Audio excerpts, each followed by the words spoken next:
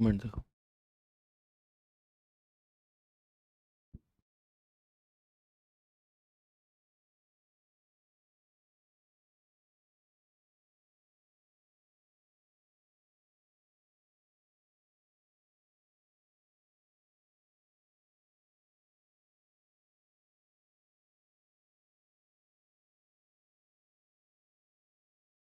जय हिंद दोस्तों, मैं शिवम गुप्ता स्वागत करता हूं आपका अपने परिवार रोजगार विद अंकित पर। उम्मीद करता हूं आप सभी अच्छे होंगे, बेहतरीन होंगे, जिंदाबाद होंगे, एकदम शानदार होंगे। एक बार आप सभी दोस्त बताएंगे आप सभी कैसे हैं। Very very very good morning, Radhe Radhe, जय श्री कृष्णा, जय हिंद, जय माँ सरस्वती। सभी दोस्तों को सभी प्यार साथी क्लासेस जुड़ जाएंगे, बताएंगे आप सभी कैसे हैं और क्या मेरी वॉइस और वीडियो आप सभी तक प्रॉपर तरह से पहुँच पा रही है या नहीं। एक बार सभी साथी कन्फर्म करेंगे, फिर शुरू करते हैं हम अपनी एक शानदार क्लास, एक बेहतरीन टॉपिक जो कि रहने वाला है आपका मेमोरी का पार्ट 3। तो एक बार जल्दी से सभी दोस्त कंफर्म कर देंगे कि क्या मेरी वॉइस और वीडियो आप सभी तक प्रॉपर तरह से पहुंच रही है या नहीं। बिल्कुल, प्रिया जी हैं, नितेश हैं, श्यामू हैं, प्रतीक हैं, गौरव, अरविंद, आदित्य, रवि, पलक, महेश, अंकित, बिल्कुल, अमित, पूर्वी, गुड मॉर्निंग, राधे राधे, जय श्री राम, नेहा, मेनिका, अजय, यश, सौरभ, पवन, मोनू, चंदन, सागर, अशोक, वेरी गुड मॉर्निंग। ठीक है जी, शुरू करते हैं क्लास को। बहुत अच्छे तरह से समझते हुए एक एक चीज को देखेंगे और हम यहाँ से अब आगे बढ़ रहे होंगे। उससे पहले हमें यहाँ पर जानना होगा और समझना होगा कि dream is not that which you see while sleep. सपने वह नहीं होते जो हम सोते वक्त देखते हैं, बल्कि सपने वे होते हैं जो हमें सोने ही ना दें। सोने ही ना दे का अर्थ ये बिल्कुल नहीं होता कि आप सोना छोड़ दो, आप सोना ही बंद कर दो, ये तो पॉसिबल नहीं है। सोना छोड़ देने का मतलब ये होता है कि आपके सामने आपकी पढ़ाई आपके लक्ष्य से ज़्यादा जरूरी और कुछ भी नहीं होना चाहिए। आप होता है ना कि रात में भैया 10 घंटा की नींद ले ली, बाकी बाद दिन में क्या है, रोटी खा ली फिर नींद आ रही है, नाश्ता कर लिया फिर नींद आ रही है, थोड़ी सी रील देख ली फिर नींद आ रही है। वो चीज़ें नहीं होनी चाहिए। अगर 6 घंटे आपने सोने के लिए निकाले हैं तो 6 घंटे निश्चिंत सोइए, कोई समस्या नहीं है। लेकिन उसके बाद फिर 24 घंटे, जो भी 18 घंटे आपके बचे, उसमें नींद का नामो निशान आपका नहीं होना चाहिए। और जो काम जो आपका लक्ष्य है, सिर्फ उसी के लिए आपका पूरा क्या है, ध्यान होना चाहिए। ये मतलब होता है कि सपने वे नहीं होते जो सोते वक्त देखे जाते हैं, सपने वे होते हैं जो हमें नींद ही ना आने दे। ठीक है, तो याद रखेंगे और आगे बढ़ेंगे अपनी क्लास को लेकर के। हमने कल की क्लास में जाना था कि कंप्यूटर मेमोरी को 2 भागों में बांटा जाता है, प्राइमरी मेमोरी और सेकेंडरी मेमोरी। प्राइमरी मेमोरी होती है आपकी कौन सी, जिसमें हम जो हमारी क्या होती है, जिसमें रैम रोम हमने पढ़ी थी। 2 मेमोरी और होती हैं हमारी, जिनका नाम होता है, एक होती है रजिस्टर मेमोरी, एक होती है कैश मेमोरी। और एग्जामिनर यहाँ से भी काफी सारे क्वेश्चंस पूछता है ना। एग्जामिनर यहाँ से काफी सारे क्वेश्चन पूछता है। तो सबसे पहले हम यहाँ पर देखेंगे रजिस्टर मेमोरी के बारे में कि क्या है आखिर रजिस्टर मेमोरी। ठीक है जी, चलिए चलिए। तो रजिस्टर मेमोरी जो होती है आपकी, ये हमारे जो सीपीयू होता है ना, सीपीयू की मेमोरी होती है। कैसे? रजिस्टर मेमोरी का प्रयोग सीपीयू द्वारा तुरंत प्रयोग में किए जा रहे डेटा और निर्देशों को जल्दी से स्वीकार, संग्रहित और स्थानांतरित करने के लिए किया जाता है। किस लिए किया जाता है? कि जो आपका सीपीयू होता है, जो रजिस्टर मेमोरी होती है, इसका प्रयोग सीपीयू जो भी काम कर रहा है तो उसे सबसे पहले प्रोवाइड करने के लिए यहाँ पर हम रजिस्टर मेमोरी का प्रयोग करते हैं। सीपीयू द्वारा उपयोग किए जाने वाले रजिस्टरों को अक्सर प्रोसेसर रजिस्टर भी कहा जाता है। ठीक है, तो रजिस्टर मेमोरी हमारी कौन सी है? ये सीपीयू की मेमोरी होती है, सीपीयू के अंदर होती है एक तरह से ये मेमोरी। ठीक है जी। अब मैं इसे आपको थोड़ा डिटेल में पढ़ाने वाला हूं। कैसे? इसे मैं आपको थोड़ा डिटेल में पढ़ाने वाला हूं। क्यों जी? क्योंकि ये यहाँ से क्वेश्चन आपका एसएससी सीजीएल मेंस में पूछा गया था 2023 में, जो आपका पेपर हुआ फरवरी के महीने में सीजीएल मेंस का। वहां से यहाँ पर 3 से 4 क्वेश्चन पूछे गए और बच्चे नहीं बना पाए। यहाँ से क्वेश्चन आपके एग्जाम में आना बहुत मुश्किल है, या मैं कहूँ ना के बराबर पॉसिबिलिटी है। लेकिन हम 1% पॉसिबिलिटी को नहीं छोड़ेंगे। और मैंने आपसे वादा किया था कि हम अपडेटेड कंटेंट को पढ़ेंगे। अपडेटेड कंटेंट का मतलब क्या होता है, जो चीज़ें मैंने पहले नहीं पढ़ाई हैं या पहले वो उतनी ज़रूरी नहीं थी, पहले वो किसी एग्जाम में नहीं पूछी गई, लेकिन यदि वो अब किसी और एग्जाम में पूछ ली गई हैं तो वो अब आपकी इस एग्जाम में पूछी जा सकती हैं, है ना। वो आपके अब इस एग्जाम में पूछी जा सकती हैं, इसलिए चलिए 1 मिनट रुकेंगे।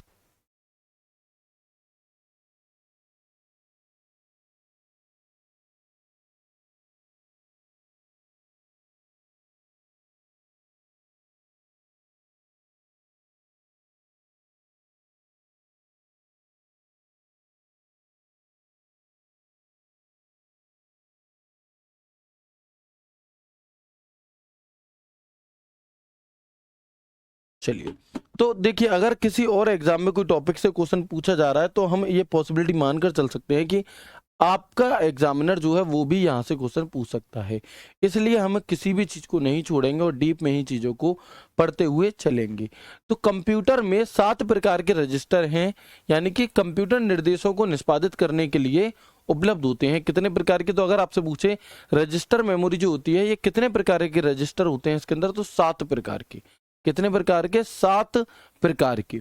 कौन कौन से? एक होता है एक्यूमुलेटर, एक होता है डेटा रजिस्टर, एक होता है MAR यानी कि मेमोरी एड्रेस रजिस्टर, एक होता है MDR यानी कि मेमोरी डेटा रजिस्टर, एक होता है MBR यानी कि मेमोरी बफर रजिस्टर, एक होता है PC यानी कि प्रोग्राम काउंटर, और एक होता है हमारा CIR यानी कि करंट इंस्ट्रक्शन रजिस्टर, या फिर IR यानी कि इंस्ट्रक्शन रजिस्टर। आपसे क्वेश्चन पूछेगा, बताएं दिए गए 4 ऑप्शन में से, बताएं दिए गए 4 ऑप्शन में से कौन सा मेमोरी रजिस्टर का एक पार्ट है या कौन सा मेमोरी रजिस्टर का एक पार्ट नहीं है। ठीक है जी, तो आप कहेंगे भैया ये हैं, इनके अलावा जो भी नाम आएगा वो नहीं होंगे। अगर मैं इनके बारे में थोड़ा और डिटेल में आपको बताऊं तो देखेंगे, हो सकता है आपको थोड़ी चीज़ें कम समझ में आए, लेकिन हमें कर लेनी है, क्योंकि एग्जाम में अगर आ गई तो हम यहाँ से भले ही हमें याद ना हो पूरी पूरी, लेकिन एटलीस्ट हमने अगर एक बार भी ये नाम सुने होंगे, पढ़े होंगे, तो हम आंसर जरूर टिक कर सकते हैं। ठीक है, तो मुख्य मेमोरी रजिस्टर कौन कौन से होते हैं जी? पहला है आपका एक्यूमुलेटर। क्या है एक्यूमुलेटर? ये ALU द्वारा की गई गणनाओं के परिणामों को संग्रहित करता है।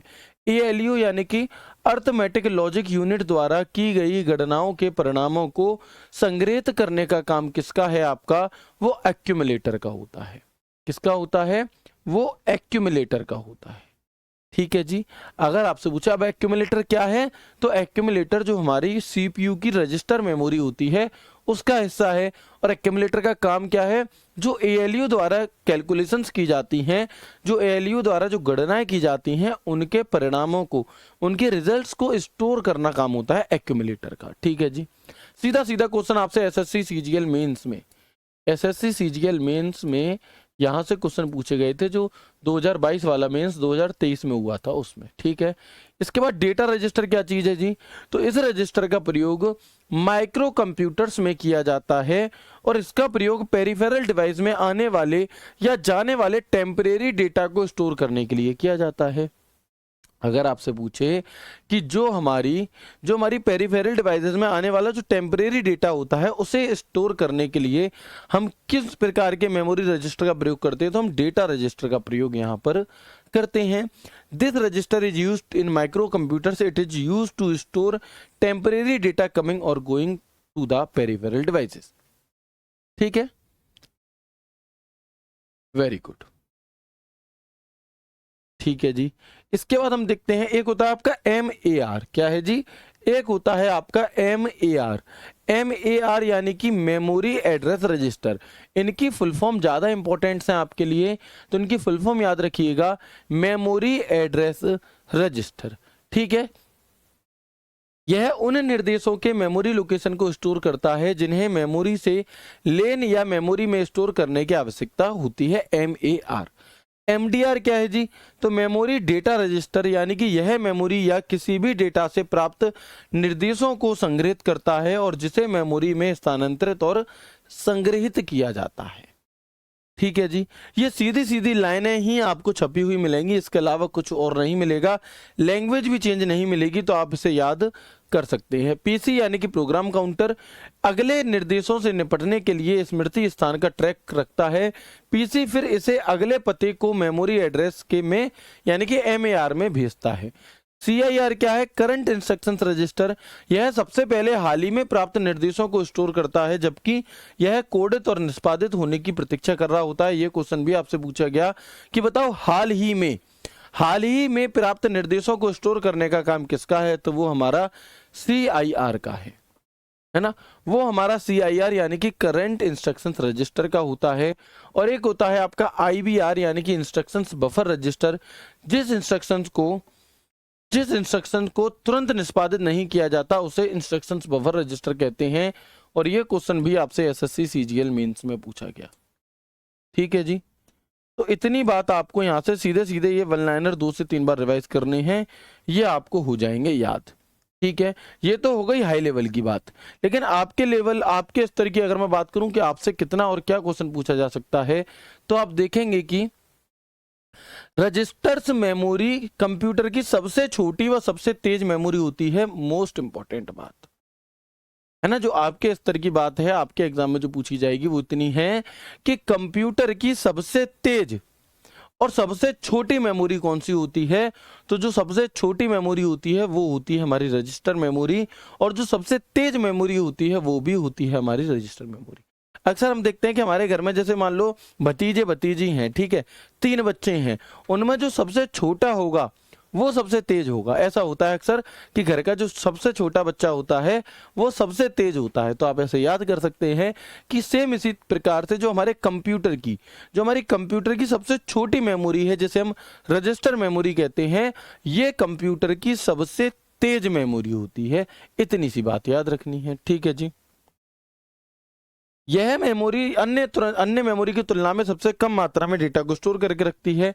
अब क्योंकि सबसे छोटी है तो भैया सबसे कम डेटा भार भी तो सबसे कम उठा पाएगी ना। जैसे हमारे घर पर सबसे छोटा बच्चा है कोई, अब वो तेज तो खूब है, लेकिन क्या वो बहुत ज्यादा वजन उठा सकता है? क्या वो बहुत ज्यादा डेटा, बहुत ज्यादा लोड अपने ऊपर ले सकता है? नहीं, वो सबसे कम ही लोड लेगा। तो वही कि रजिस्टर मेमोरी CPU की सबसे छोटी मेमोरी है, ये सबसे तेज होती है, और ये डेटा जो स्टोर करती है वो सबसे कम डेटा स्टोर करती है। ठीक है जी, चलिए, और ये एक अस्थायी मेमोरी है, यानी कि ये एक टेम्परेरी मेमोरी होती है। अब क्योंकि ये टेम्परेरी है तो मैं ये भी कह सकता हूं कि ये एक वॉलेटाइल मेमोरी है, यानी कि वाष्पशील मेमोरी है। क्योंकि वाष्पशील मेमोरी कौन सी होती है? जो टेम्परेरी होती है, आप ऐसे कह सकते हैं। तो ये हमारी यहां तक इतनी बात हो गई किसकी? रजिस्टर मेमोरी की। ठीक है जी, इतनी बात हो गई हमारी रजिस्टर मेमोरी की। जैसे देखो, आपने नाम पढ़ा था, आपने सुना था CPU, है ना, आपने एक शब्द सुना था CPU। तो CPU की फुल फॉर्म क्या होती है आप सभी जानते हैं? Central processing unit. Central processing unit. अब इस CPU को हम कितने भागों में बांटते हैं? तो हम देखेंगे CPU को हमने 3 भागों में बांटा। एक था ALU यानी कि अर्थमेटिक लॉजिक यूनिट, एक था CU यानी कि कंट्रोल यूनिट, और एक था MU यानी कि मेमोरी यूनिट। ठीक है, अब जो मेमोरी यूनिट है इसे भी हम 2 भागों में बांटते हैं, एक कैश मेमोरी और एक रजिस्टर मेमोरी। इन दोनों में जो ज्यादा तेज है वो रजिस्टर मेमोरी है। और अब हम जिसके बारे में पढ़ेंगे वो हम पढ़ेंगे कैश मेमोरी के बारे में। अब हम जिसके बारे में पढ़ेंगे वो हम पढ़ेंगे कैश मेमोरी के बारे में। रजिस्टर मेमोरी के बारे में आपको जो बातें याद रखनी है, जो मैंने इतनी सारी बातें बताई, 6-7 वो बताए, उसे आप याद करो मत करो कोई दिक्कत नहीं है, बस एक एक बार पढ़ जरूर लेना। ठीक है, लेकिन इतना याद रखना कि रजिस्टर मेमोरी CPU की सबसे छोटी मेमोरी होती है, सबसे तेज मेमोरी होती है, और सबसे कम डेटा ये अपने पास स्टोर करके रखती है। इसके बाद जो दूसरी मेमोरी एक और आती है हमारी, जिसका नाम होता है कैश मेमोरी। कौन सी? Cache memory. कौन सी है जी? देखेंगे तो यह एक विशेष प्रकार की प्राइमरी मेमोरी ही होती है। कैसी? ये एक विशेष प्रकार की प्राइमरी मेमोरी होती है। It is a special type of fast primary memory. बार बार उपयोग में आने वाले डेटा को कैश मेमोरी में रखा जाता है। आप लोगों ने देखा होगा, जैसे हम व्हाट्सएप चलाते हैं, हम फेसबुक चलाते हैं, हम इंस्टाग्राम चलाते हैं, यूट्यूब चलाते हैं। अब आपने आज सुबह उठ करके अपना फ़ोन चलाया, आपने सबसे पहले किसी को कॉल करी, उसके बाद आपने व्हाट्सएप चलाई, फिर आपने इंस्टाग्राम चलाई और फिर आपने रोजगार विदंकित एप्लीकेशन चलाई। तो आप देखते होंगे कि आपके फ़ोन में, जैसे ये हमारा फ़ोन है मान लो, ठीक है, ये हमारा फ़ोन है, तो जब आप इस पर क्लिक करोगे तो जो एप्लीकेशन आपने इससे पहले चलाई थी वो यहाँ पर हमें शो हो रही होती हैं। और आप जैसे ही यहाँ पे मान लो, ये तो आपने खोल रखा है अभी वर्तमान में यूट्यूब, ये आपने यूट्यूब खोल रखा है, इससे जस्ट पहले आपने व्हाट्सएप चलाई थी, उससे जस्ट पहले आपने RWA का ऐप चलाया था। अभी आप यूट्यूब पर हैं, आपने इस पर क्लिक किया और आप तुरंत RWA के ऐप पर जाना चाहते हैं, आप इस पर क्लिक कर दोगे तो ये खुल जाएगा। तो जो वर्तमान में आप काम कर रहे हो वो डेटा कहीं ना कहीं यहाँ पर ये स्टोर है। तो ये उस समय किस में स्टोर होता है? कैश मेमोरी में। किस में स्टोर होता है? उस समय ये कैश मेमोरी में स्टोर होता है। कैसे?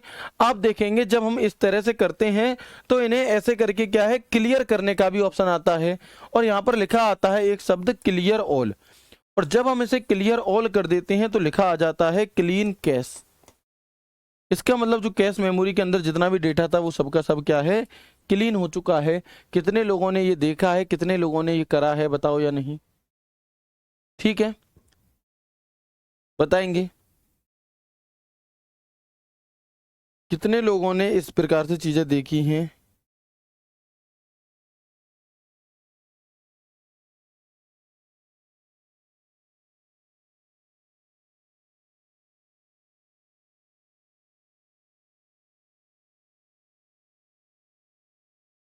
Very good. तो वही बात कही गई है कि जो हम बार बार उपयोग में कर ला रहे हैं उसी को हम क्या कहते हैं, उसी को हम कैश मेमोरी में रखा जाता है। यानी कि अभी मैं यूट्यूब चला रहा हूँ, तुरंत मैं व्हाट्सएप चलाने लगता हूँ, तुरंत मैं RWA ऐप खोल लेता हूँ, तुरंत मैं किसी को कॉल कर लेता हूँ। तो जो एप्लीकेशंस एक साथ में खुली हुई हैं और मैं उन्हें एक साथ क्या है, इसे काम करते तुरंत इसे कर सकता हूँ। तो जो बार बार प्रयोग में लाया जाने वाला डेटा है वो कहाँ पर रहता है आपका? वो हमारा कैश मेमोरी में रहता है। ठीक है जी, वो हमारा कैश मेमोरी में रहता है। ओके, कैश मेमोरी स्थित कहाँ होती है? ये सवाल एग्जामिनर काफी बार पूछता है कि कैश मेमोरी की लोकेशन क्या है, कैश मेमोरी कहाँ पर स्थित होती है ना? तो आप देखेंगे कि जो कैश मेमोरी है वो CPU और रैम के बीच में होती है ना? कि कैश मेमोरी CPU और रैम के मध्य स्थित होती है, या कहा जा सकता है कि कैश मेमोरी CPU और प्राइमरी मेमोरी के बीच स्थित होती है, मध्य स्थित होती है। Cache memory CPU and is located between RAM, CPU and is located between the primary memory। ठीक है, कैश मेमोरी को CPU की मेमोरी भी कहा जाता है, कैश मेमोरी को CPU की मेमोरी भी कहा जाता है। ठीक है जी, चलें अब आप देख सकते हैं जैसे ये तो है मेरा CPU, ठीक है। अब जो रजिस्टर मेमोरी है वो तो इसी के अंदर है, तो वो तो सबसे ज्यादा करीब हो गई। लेकिन अगर मैं रजिस्टर मेमोरी को हटा दूं तो आप देखेंगे कि ये रजिस्टर मेमोरी है, ये प्राइमरी मेमोरी है। अब रजिस्टर मेमोरी और प्राइमरी मेमोरी के बीच में कौन सी मेमोरी बैठी है? तो वो बैठी है कैश मेमोरी। कौन सी मेमोरी? Cache memory. और यही एग्जामिनर पूछता है। होता क्या है कि जब भी हमें किसी डेटा की जरूरत होती है तो सबसे पहले हमारा कंप्यूटर डेटा को कैश मेमोरी से मांगता है कि क्या तुम्हारे पास ये डेटा है। अगर होगा तो कैश मेमोरी इसे दे देगी, अगर नहीं होगा तो फिर CPU उसी डेटा को प्राइमरी मेमोरी से लेगा। प्राइमरी मेमोरी में भी नहीं होगा तो सेकेंडरी मेमोरी से मांगेगा, फिर सेकेंडरी मेमोरी से इसमें आएगा, इसमें आएगा, इसमें आएगा। ये पूरी साइकिल होती है आपकी। लेकिन सबसे पहले जब भी CPU को किसी डेटा की आवश्यकता होती है तो वो किससे मांगता है? वो कैश मेमोरी से मांगता है। ओके, चलिए अब देख सकते हैं ये है हमारा CPU, ये है हमारी रैम यानी कि प्राइमरी मेमोरी, और इन दोनों के बीच में कौन सी मेमोरी है? Cache memory. तो यहाँ पर लिखा हुआ है कि when the CPU needs data it look first in cache memory, यानी कि जब भी CPU को किसी भी प्रकार के डेटा की आवश्यकता पड़ेगी तो वो सबसे पहले जो मांगेगा वो देखेगा वो कैश मेमोरी के पास देखेगा। ठीक है, सपोज करो कि आप एक बेड पे बैठे हो, आप एक सोफे पे बैठे हो, आपके बगल में कुर्सी पर आपका भाई बहन कोई बैठा है और दूसरा भाई बहन दूसरे रूम में ऊपर छत पर बैठा है। आपको प्यास लगी तो आप किससे पानी मांगोगे? जो बगल में बैठा है सोफे वाला उससे, या फोन करके वो ऊपर बैठा है उससे? आप कहोगे सर किसी से ही मांग लो, सुनता तो कोई है नहीं, देगा कोई नहीं, लेना खुद ही पड़ेगा। वो अपना अपना व्यवहार है, वो अपनी अपनी गुडविल है। लेकिन नॉर्मल सी बात है, जो पास में बैठा है मुझसे पहले मांगते हैं। यदि वो बहुत बिजी है, वो देने की कंडीशन में नहीं है, उसके पास नहीं है, तब हम किसी और से मांगेंगे। ठीक है, तो उसी प्रकार से आप इसे समझ सकते हैं। ये डायग्राम चलाने का उद्देश्य ही ये है कि आपको चीजें अच्छे से समझ में आ जाए। चलिए, अब कुछ ऐसी बातें जो बहुत साधारण शब्दों में मैं आपको दे दूं और एग्जाम में छपी हुई मिले, कौन सी हैं जी? तो देखेंगे आप, सीपीयू और रैम के मध्य कौन सी मेमोरी स्थित होती है? तो आप कहेंगे सीपीयू और रैम के मध्य कैश मेमोरी स्थित होती है। वन लाइनर है, सीधा सीधा। ठीक है, memory between CPU and RAM कौन सी होगी? तो वो कैश मेमोरी होती है। सीपीयू डायरेक्टली डेटा कहां से लेती है? तो वो कैश से लेती है। कंप्यूटर की सबसे तेज मेमोरी कौन सी होती है? ये एक विवादित क्वेश्चन तो नहीं मैं कहूंगा, लेकिन जिन बच्चों को नहीं पता वो ध्यान देंगे कि देखो, कैश मेमोरी भी तेज है, रजिस्टर मेमोरी भी तेज है। लेकिन यदि आपसे पूछा जाए कि सबसे तेज मेमोरी कौन सी है और ऑप्शन में रजिस्टर मौजूद है, तो रजिस्टर मेमोरी ही होगी। लेकिन अगर रजिस्टर मेमोरी ऑप्शन में मौजूद नहीं है, तो फिर सबसे तेज जो मेमोरी है वो कैश मेमोरी हो जाती है। तो अभी एक भाई कह रहे थे कि सर कैश मेमोरी सबसे तेज बताइए आपने, या कुछ अलग अलग बुक्स में, तो वो तब होगी जब रजिस्टर मेमोरी नहीं होगी। लेकिन यदि रजिस्टर मेमोरी ऑप्शन में है तो वही सबसे तेज मानी जाएगी।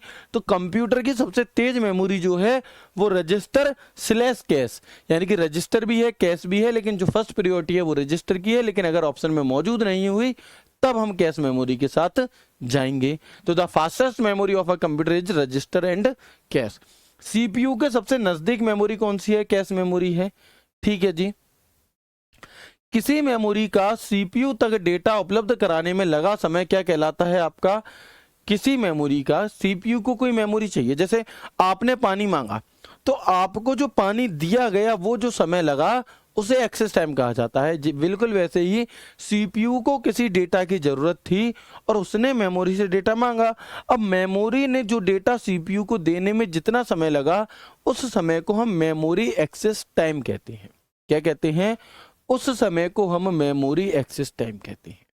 ठीक है जी, चलिए ठीक है। अच्छा, अब अगर मैं बात करूं जैसे मेमोरी की क्षमता की, तो आप देख सकते हो कि जो रजिस्टर मेमोरी है सबसे तेज है, कैश मेमोरी, उसके बाद दूसरे नंबर पे फिर रैम, फिर रोम। इस तरह से ये आपकी इनकी स्पीड होती है। ठीक है जी, वेरी गुड। तो एक बार मुझे कंफर्म करेंगे कि क्या यहां तक की बातें आप सभी को समझ में आई, यस और नो? बताएंगे एक बार, क्या यहां तक की सभी बातें आप सभी को बेहतर तरह से समझ में आई या नहीं है? बिल्कुल हुकुम सिंह भाई, धन्यवाद। ठीक है, चलिए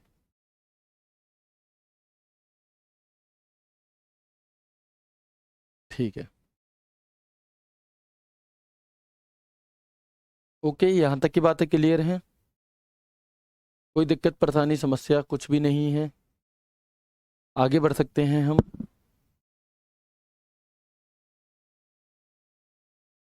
इस एग्जाम में नेगेटिव मार्किंग नहीं है। ठीक है, इसके बारे में ऑप्शन आपका सिलेबस में कुछ भी जानकारी नहीं दी गई है ऑफिशियल नोटिफिकेशन में।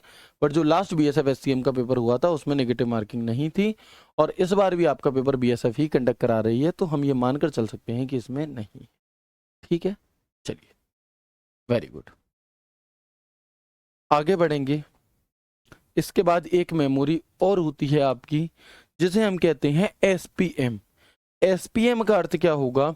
एसपीएम का अर्थ होता है स्क्रैच पैड मेमोरी। कौन सी? एसपीएम। यदि आपसे पूछे कि एसपीएम एक कोई मेमोरी का प्रकार होता है क्या, तो जी हाँ, एसपीएम जो है हमारी, ये हमारी एक प्रकार की स्क्रैच पैड मेमोरी होती है। कैसी होती है?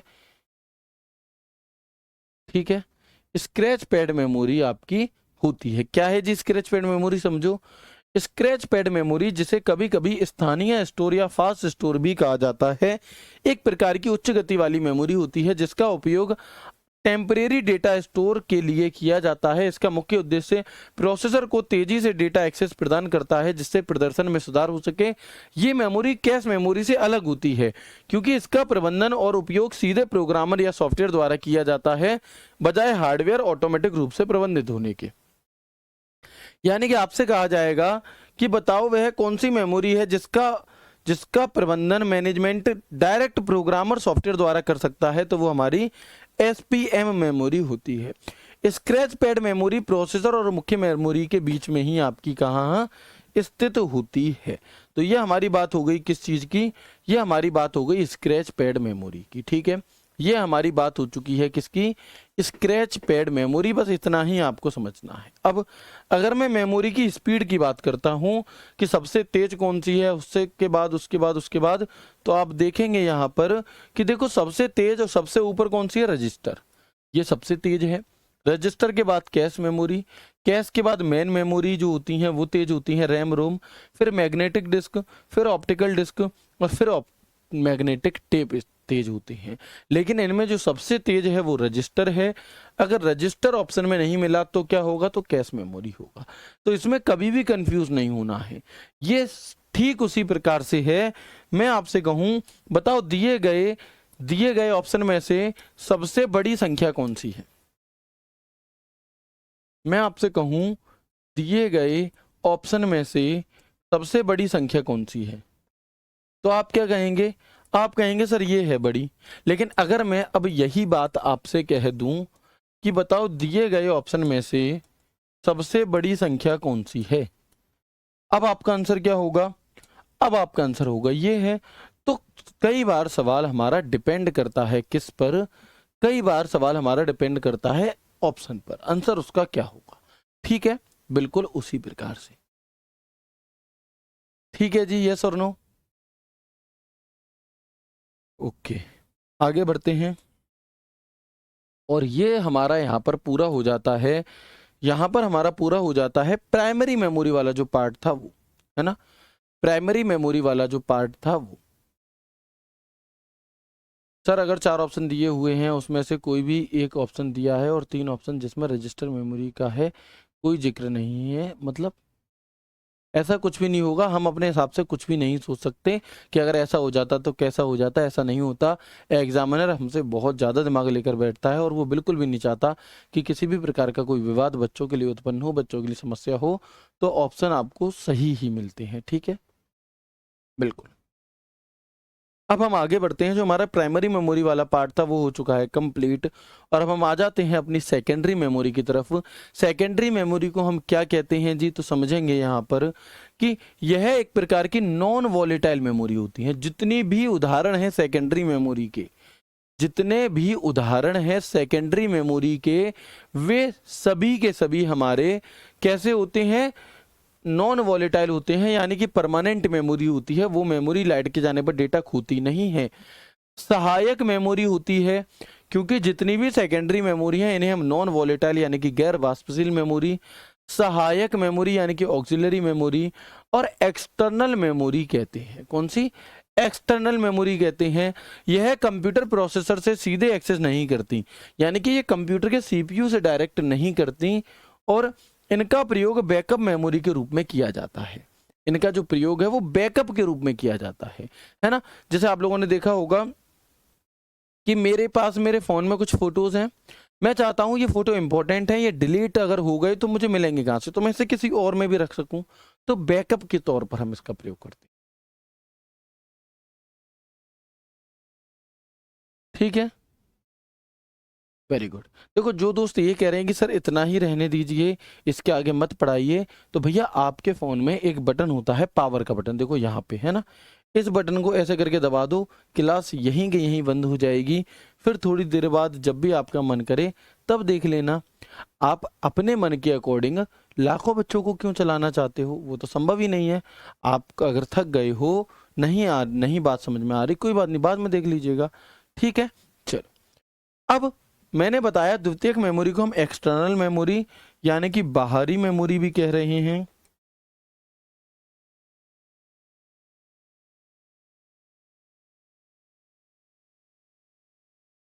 इसे हम ऑक्सिलरी मेमोरी यानी कि सहायक मेमोरी भी कहते हैं, और इसे हम वॉलेटाइल मेमोरी यानी कि जितनी भी हैं ये सभी के सभी गैर वाष्पशील हैं।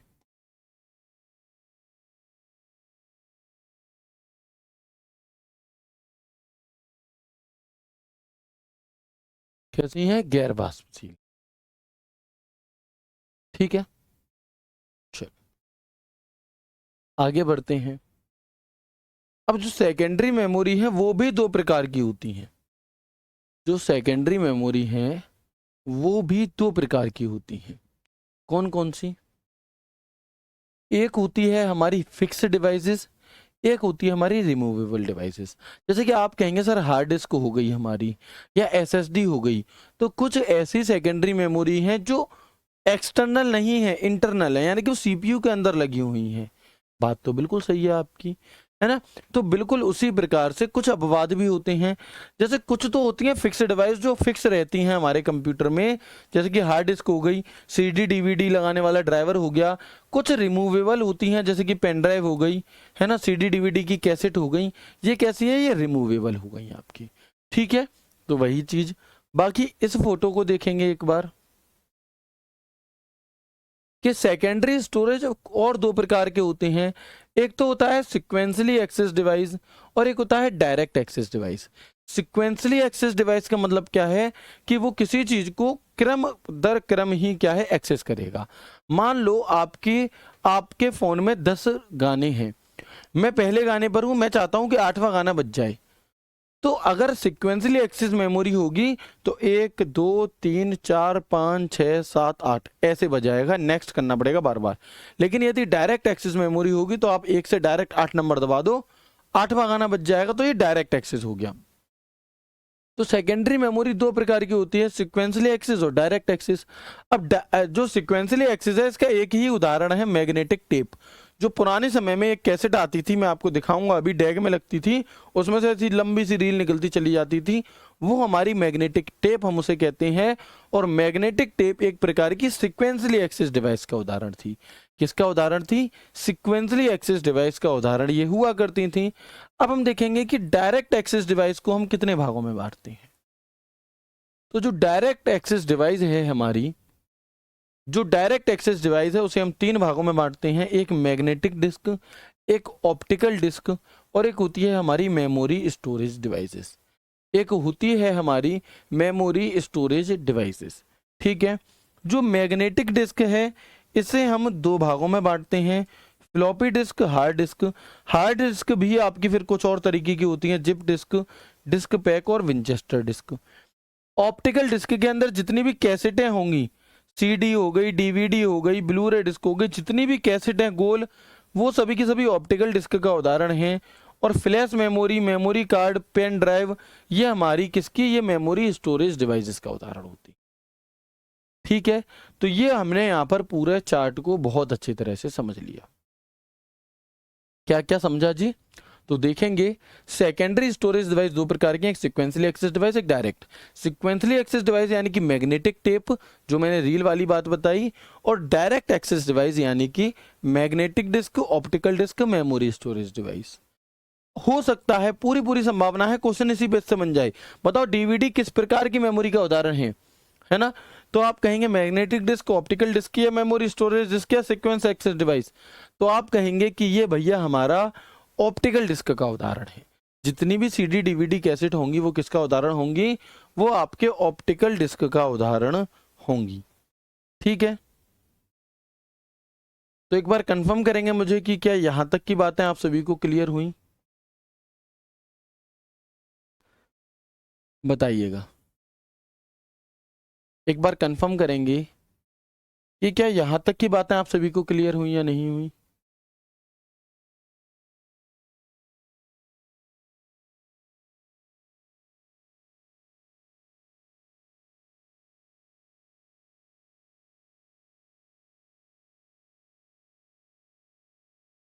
Very good.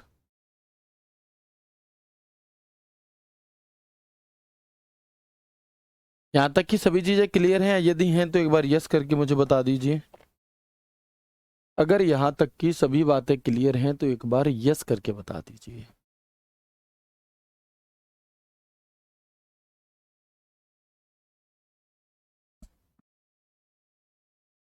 वेरी गुड, बताएंगे एक बार जल्दी से।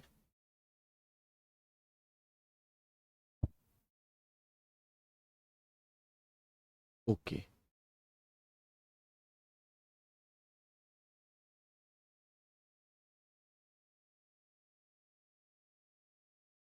ठीक है जी, यहाँ तक ऑल क्लियर है आपका। ये टॉपिक आपका लगभग लगभग समाप्त है। अगर मैं आज के ही दिन ख़त्म करूँगा ऐसे, तो फिर बहुत ज़्यादा ओवर हो जाएगा, शायद आपको समझने में समस्या होने लगे। इसलिए हम आज की क्लास को यहीं तक रखते हैं। इसके आगे का जो थोड़ा पार्ट रह गया है, कल भी एक छोटी क्लास होगी और उसमें आपका जो मेमोरी का टॉपिक है ये पूरी तरह से कंप्लीट हो चुका होगा। उम्मीद करता हूँ आपको क्लास बहुत अच्छी लगी होगी। मिलते हैं कल की क्लास में एक नए एक शानदार सेशन मेमोरी के ही नेक्स्ट पार्ट के साथ। तब तक के लिए राधे राधे, जय श्री कृष्णा, जय हिंद।